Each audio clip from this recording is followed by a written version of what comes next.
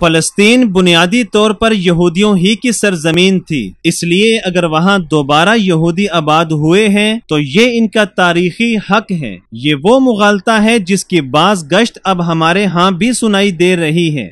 یہ نظریہ اصل میں اوسط درجے کے عیسائیوں خصوصاً ان پروٹسٹنٹ کا ہے جن کی تربیت عہد نامہ عتیق پر ہوئی۔ پروٹسٹنٹ عیسائی فلسطین کو یہودیوں کا ملک سمجھتے ہیں جس کا اختتام آمد مسیح پر ہوتا ہے۔ اس کے بعد آنے والے 2000 برس میں ایک خلا ملتا ہے۔ یہودی قبیلے جدا گانا گروہوں کی شکل میں اور مختلف اوقات میں فلسطین میں داخل ہوئے تھے۔ سب سے قدیم ہجرت میسوپوٹامیہ سے ہوئی۔ اس کے کچھ مدت بعد جو ہجرت 14ویں صدی قبل مسیح میں ہوئی، اس کا تعلق شام پر آرامیوں کے حملے سے ہے۔ اس وقت سے فلسطین میں تقریباً 2000 برس تک کنعانی آباد رہے جن کی ثقافت بہت ترقی یافتہ تھی، اور اسی آبادی کی بنا پر اس علاقے کا نام کنعان رکھا گیا تھا۔ ان کے مقابلے میں یہودی حملہ آور غیر ترقی یافتہ تھے۔ ان کے مہذب مخالفین انہیں ہیبرو کہتے تھے، جو ایک قدیم بابلی اصطلاح ہے جس کے معنی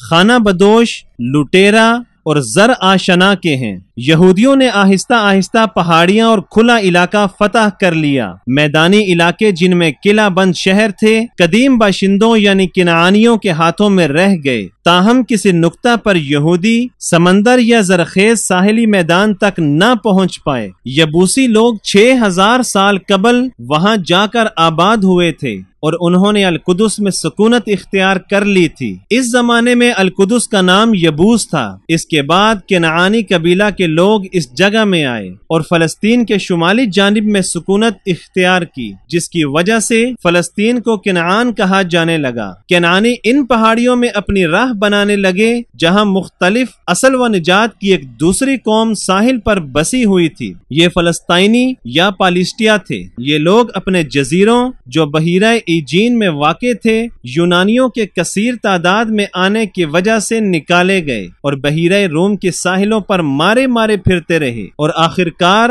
دریا کے راستے سے اس سرزمین میں داخل ہوئے اور کنعانی ساحل پر مقامی باشندوں کے ساتھ مل کر رہنے لگے، جس کی وجہ سے اس علاقے کا نام فلسطین پڑ گیا۔ فلسطین کی تاریخ میں مختلف اقوام نے یکے بعد دیگرے اس سرزمین پر حکومت کی۔ حضرت یعقوب علیہ السلام جنہیں اسرائیل بھی کہا جاتا ہے، حضرت یوسف، حضرت داؤد، حضرت سلیمان، حضرت یحییٰ، حضرت موسیٰ، حضرت عیسیٰ علیہ السلام اور بہت سے دیگر پیغمبر اسی سرزمین میں پیدا ہوئے یا باہر سے آ کر یہاں آباد ہوئے۔ اسی مناسبت سے اس خطے کو پیغمبروں کی سرزمین بھی کہا جاتا ہے۔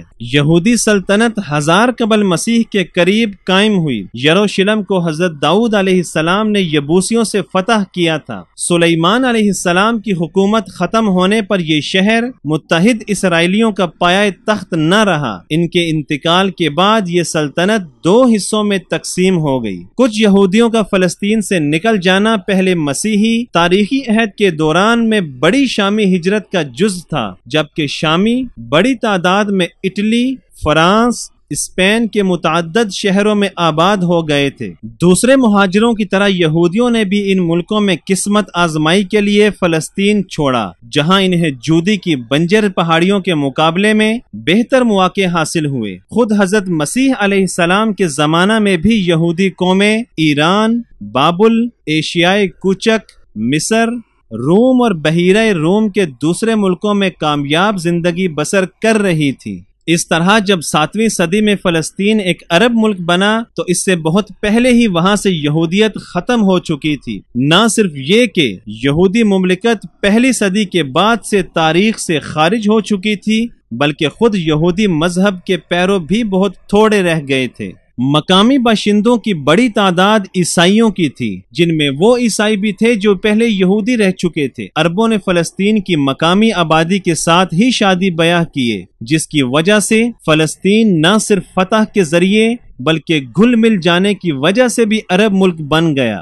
فلسطین عربوں کے ماتحت کوئی جدا گانا ریاست نہ تھی، بلکہ خطہ عرب کا ایک جز تھا۔ عربی عہد کے دوران میں فلسطین کو بہت سے سیاسی تغیرات کا تجربہ ہوا، جس میں 2 صدیوں تک جاری رہنے والی صلیبی جنگیں بھی شامل ہیں، لیکن اس کے باوجود بنیادی طور پر ملک کی صورت تبدیل نہ ہوئی۔ جب شام اور دوسرے عرب صوبوں کے ساتھ فلسطین بھی 16ویں صدی کے آغاز میں خلافت عثمانیہ کا حصہ بن گیا تو اس وقت بھی عوام کی زندگی موروثی انداز میں بغیر کسی خلل کے کار فرما رہی۔ عربی زبان و ثقافت ہمیشہ محفوظ رہی اور گرد و پیش کے عرب ممالک کے ساتھ اتحاد بدستور برقرار رہا۔ اس ساری تفصیل سے یہ معلوم ہوتا ہے کہ پہلے بھی فلسطین پر یہودی آ کر قابض ہی ہوئے تھے، جس کی وجہ سے انہیں ہیبروں یعنی لٹیرے کہا جانے لگا تھا، اور یہودیت کا مذہبی مرکز اسلام سے کئی صدیاں پہلے میسوپوٹامیہ میں منتقل ہو چکا تھا، اور اس وقت بھی وہیں رہا جب یہ ملک عرب مسلم سلطنت کا ایک جز بن گیا۔